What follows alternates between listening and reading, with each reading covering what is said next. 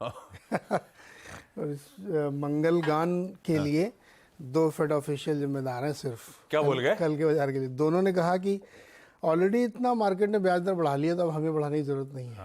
बात तो लॉजिकल कर रहे हैं भाई लोग। एक वाइस चेयरमैन है फेड के, बार साहब, बार माइकल एक बार, डलास की प्रेसिडेंट हैं लॉरी जी।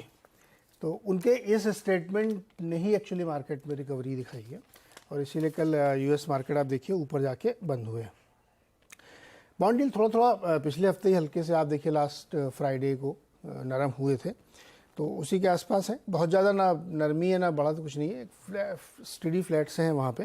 लेकिन इस स्टेटमेंट ने बहुत जान फूकी, क्योंकि अब आप बिल्कुल करीब पहुँचे हैं। जॉब रिपोर्ट आपके फेवर में नहीं थी, जोल्ट रिपोर्ट आपके फेवर में थी, इन्फ्लेशन नंबर इसी हफ्ते आएगा, वो देखेंगे। लेकिन अगर वो ये कह रहे हैं कि मार्केट ने ऑलरेडी डिस्काउंट कर लिया और प्राइस रेट ऊपर चले गए हैं, तो फेड को ज़रूरत ना पड़े। अब ये एक स्टेटमेंट है, इस स्टेटमेंट मार्केट ने अच्छा रिएक्ट किया और ऊपर की तरफ गया। इसलिए तीनों चारों इंडाइसेस आप देखेंगे कि अच्छे हैं, और फर्स्ट हाफ में एक्चुअली मार्केट रेड में था, सेकेंड हाफ में वहाँ से एक रिकवरी देखने को मिली है।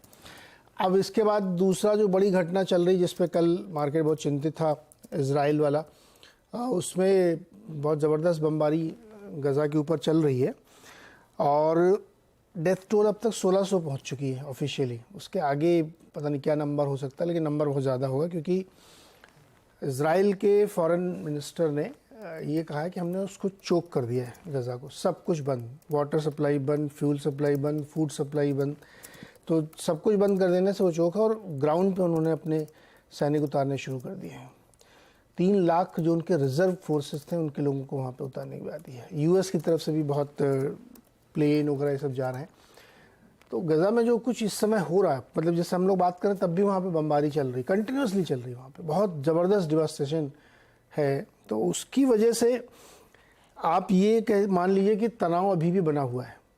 हालांकि इसमें 3-4 इंपॉर्टेंट पॉइंट निकल के आ रहे हैं। एक तो अब हमास ये कह रहा है कि हम बातचीत के लिए तैयार हैं, क्योंकि अब उसको समझ में आ रहा है कि हम घिर चुके हैं, कोई साथ दे नहीं रहा है। ईरान ने पल्ला झाड़ लिया, उसने कहा मेरा कोई लेना देना नहीं, मेरा कोई हाथ नहीं है। केवल हिजबुल्लाह जो लेबनान से काम करता है वो इनके साथ खड़ा है। ऐसा होना ही था एक्चुअली। अब एक चूँकि स्टेट तो है नहीं हमास, एक टेररिस्ट ऑर्गेनाइजेशन है, तो उसके साथ कौन खड़ा होकर दिखेगा। तो अब पता नहीं ट्रूस होगा या इजराइल बदले की भावना से तब तक काम करता रहेगा जब तक कि वो एक एक को चुन चुन के ढूंढ नहीं लेता। इस बीच ना जिसको कि धमकी भी मिल रही है, उसने कहा कि जो आपके होस्टेज हमने पकड़ रखे हैं, अगर आपने ये नहीं रोका बमबारी, तो हम हर घंटे में एक एक होस्टेज को मारना शुरू कर देंगे। लेकिन इन सब बातों का कुछ असर नहीं हुआ। इस समय फैक्ट ये है कि भयानक बमबारी हो रही है गज़ा में, और कितने दिन चलेगी ये भी कहना बड़ा मुश्किल है, क्योंकि किसी भी बड़े देश ने अब तक रोकने का कोई स्टेटमेंट प्रयास नहीं किया है। तो इसलिए ये वॉर कंटिन्यू है। और आपको याद होगा यूक्रेन में भी ऐसा ही किया था सब लोगों ने, 10-15 दिन तक तो कुछ बोले ही नहीं, उसके बाद चिंगारी देते चले गए, और बल्कि फ्यूल और दे रहे थे। सबने ये किया कि हथियार ले लो, ये ले लो, वो ले लो। कई लोगों ने तो फंड भेज भी दिया है, यूएस ने भेजा है। तो देखते क्या होता है। तनाव बना हुआ है, अनलेस कि कोई बड़ा प्लेयर इसमें इन्वॉल्व हो, जैसे हिजबुल्लाह जहाँ से प्ले कर रहा हो लेबनान। अगर मान लो हिजबुल्लाह को सबक सिखाने के लिए लेबनान पे हमला करेगा इजराइल, तो एस्केलेट हो सकता है। या उसको ये यकीन हो जाएगा नहीं इसमें ईरान का भी हाथ है, और ईरान के खिलाफ कुछ करे, तो ये बढ़ेगा। अदरवाइज उस लिमिटेड स्पेस में ये युद्ध चलता रहेगा, तो जितने दिन चले उसके बाद कंट्रोल हो सकता है। इक्विटीज में मतलब टेंशन लेने गई। कल यूएस में वॉर सेलिब्रेट हो रहा था, वो डिफेंस स्टॉक जो मैं अपफ्रंट मेंशन कर रहा था, वो सारे के सारे स्टैक्स आपकी स्क्रीन ये हैं यूएस के NYSE लिस्टेड डिफेंस स्टॉक्स। 10-11% का उछाल, सबकी होप्स जाग गई है वॉर से।